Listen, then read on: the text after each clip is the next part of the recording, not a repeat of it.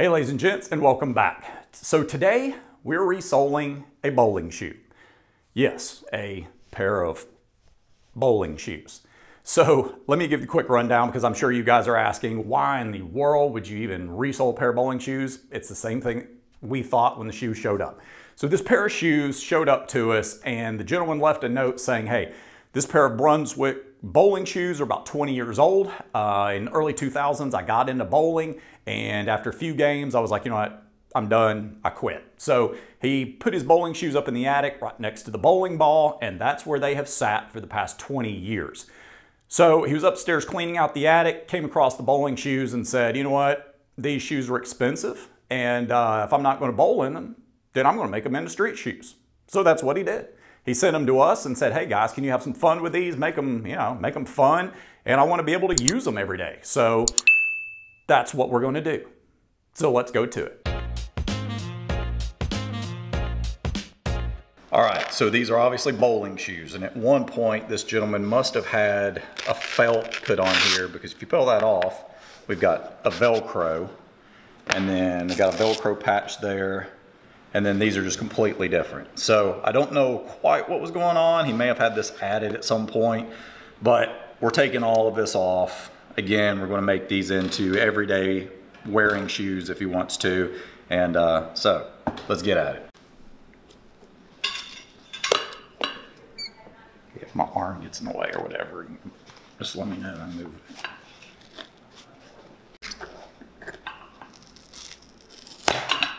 All right, that was easy.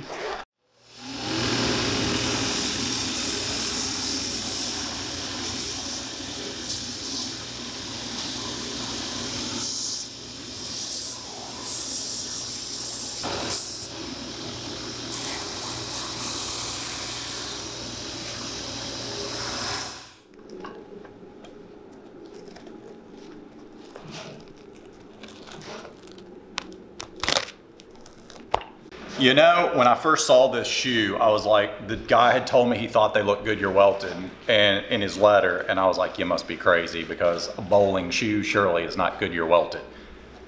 It is in fact Goodyear welted and has a nice little wooden shank in there. I'm quite impressed for a bowling shoe.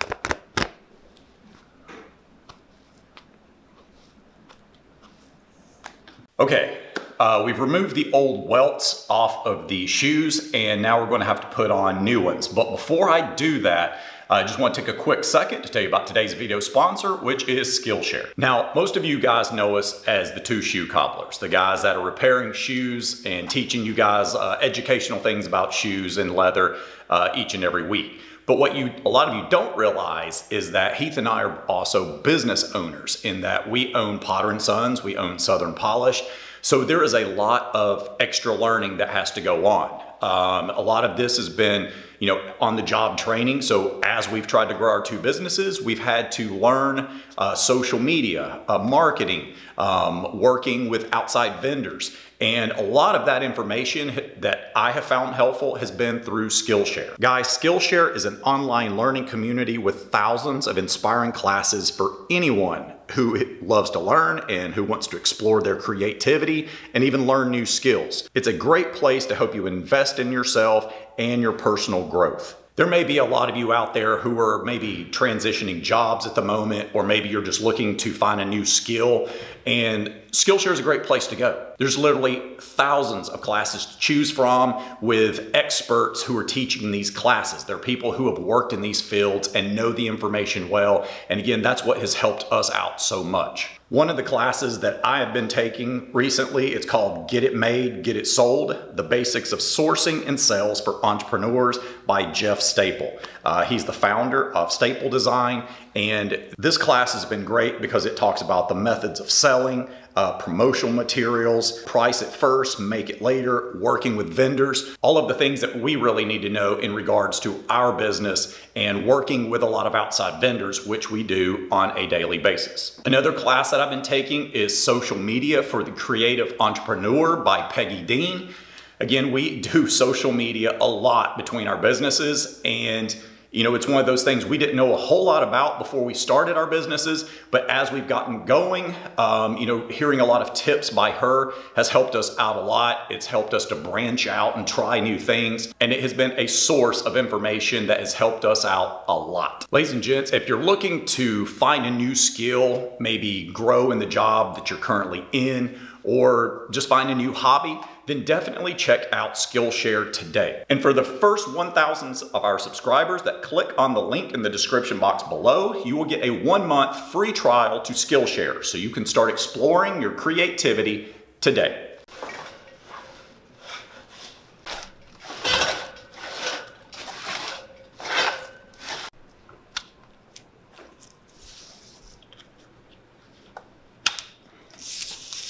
Okay guys, so I've gotten the welts cut, and these have a paint over it, and I'm not a big fan of the color paint that's on here. So I'll show you what we're gonna do. I think it's gonna look a little better.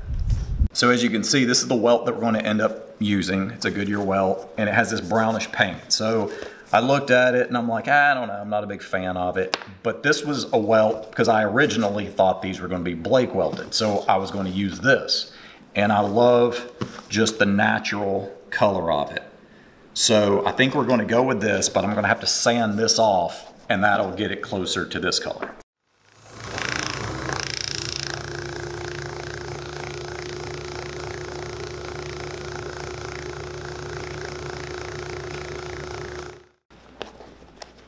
I'll say it again, I never ever thought I would be putting a Goodyear welt on a bowling shoe.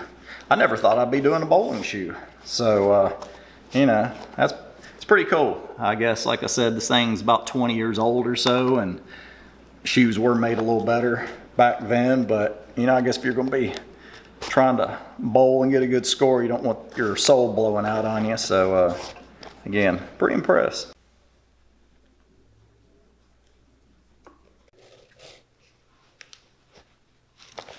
Okay, so here's where we're at. This was a little thin piece of like crepe foam that was inside of these, and I could probably put these back in here and he would be fine. But the way I look at it is this guy wants to start wearing these around town, and I don't know if this is really good enough. So I'm going to put cork in these. I think it'll also fill out this better and just, you know, give better support to the shoe. So, you know, if you're going to do it, man, do it right. So let's get some cork in these, and then we'll get the soles on.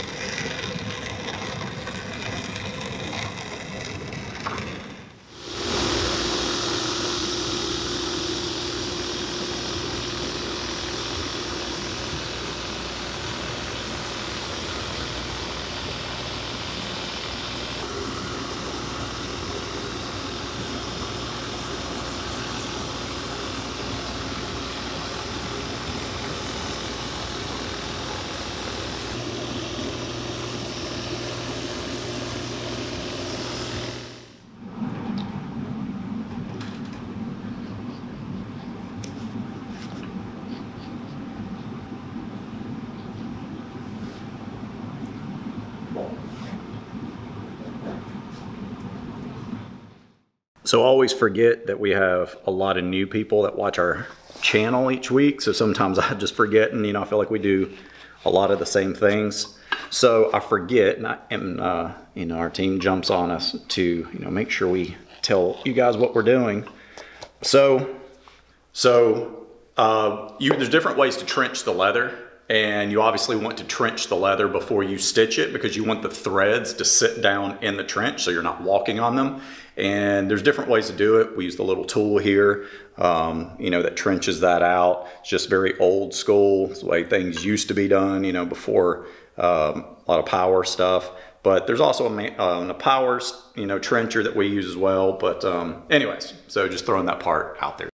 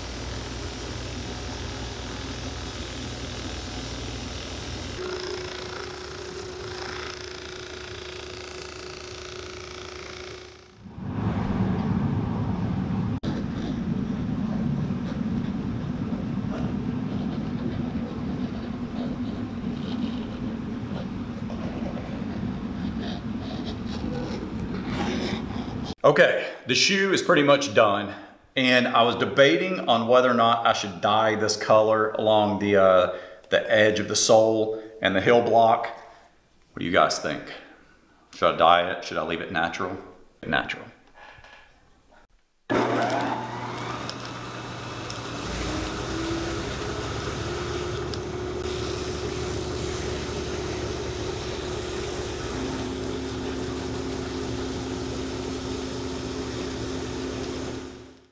Okay guys, we're back. We have wrapped up this pair of Brunswick bowling shoes, and we have turned them into shoes that he's going to be able to wear whenever.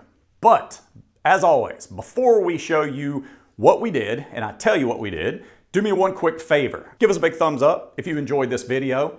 It does help us out. It tells the little YouTube algorithm that, hey, I'm enjoying this video and I want to see more of it. And then it pushes this video out to lots of people, the more little thumbs up we get. So also, if you have not subscribed to the channel, make sure you hit the subscription button down below and make sure you hit the notification bell, because if you don't do that, then YouTube's not going to tell you the next time we put out one of these great videos.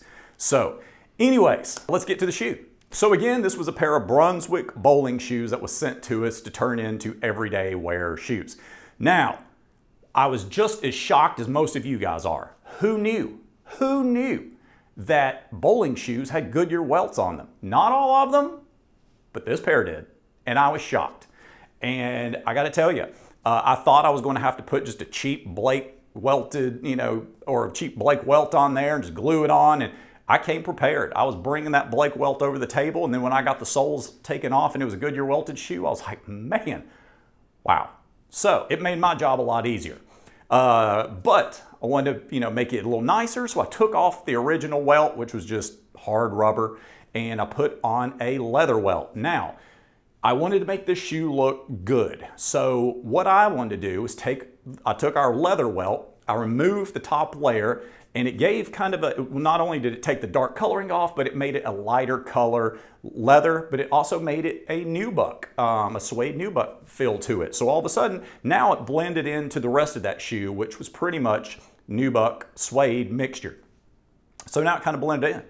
And then on top of that, I put white stitches on the top. He said to keep this fun, make the shoe look fun. So I figured, let's do white stitches. It kind of blends in with the top, and that's what we did. Also, I put on JR leather soles. If this shoe, if he's going to wear these a lot, I want it to last a long time, so we put JR leather on there. Also did a little dye coloring around the edge. Again, we're trying to keep this fun, according to the guy that owns these. So a little coloring around the edges. I also went again with white stitches on the bottom. Now, why white stitches? Because I think if I went with a brown or something that mixed in, that's just, you see that on dress shoes. So I think a little white color pop amongst all of that dark leather color, it looked fun to me. So that's what we did.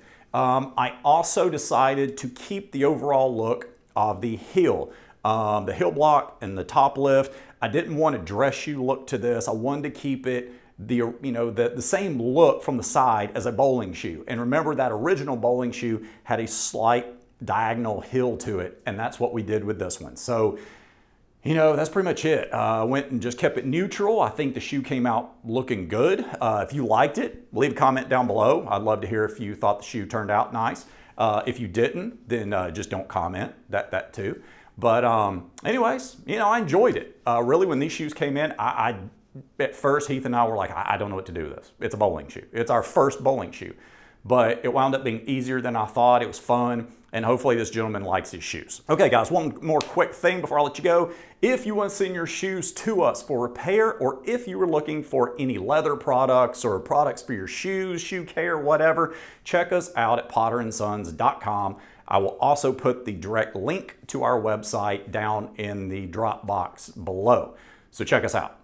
Okay, as always, I really appreciate you guys joining in and watching today. And until next time, y'all have a good one.